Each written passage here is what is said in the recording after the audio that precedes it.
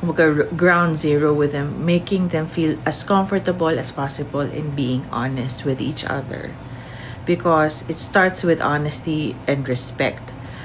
When the respect is solid na, yung totoong respect, individually and with each other, madali na mag-extend kasi ang pinoproblema ko, madaling pumunta sa romance pero pag mag-away na yung dalawa, mahirap magtrabaho.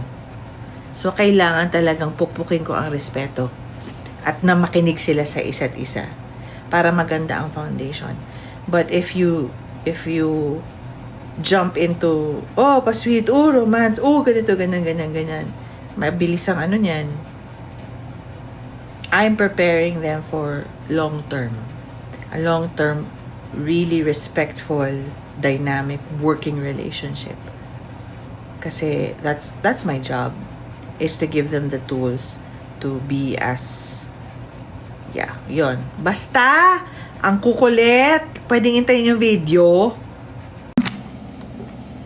When ang next workshop ni Mikret, honestly, to be honest, hindi ko alam.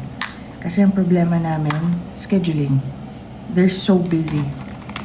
They're so in demand. Ang problema ngayon, well, hindi problem. I don't wanna call it a problem because that's negative. Ang challenge is, paano makahanap ng oras?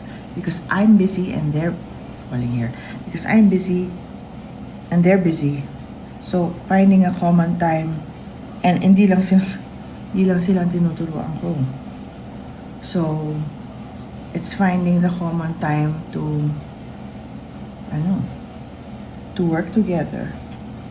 And dapat regular kasi kung pachi-pachi lang, walang mangyayari. Kailangan steady.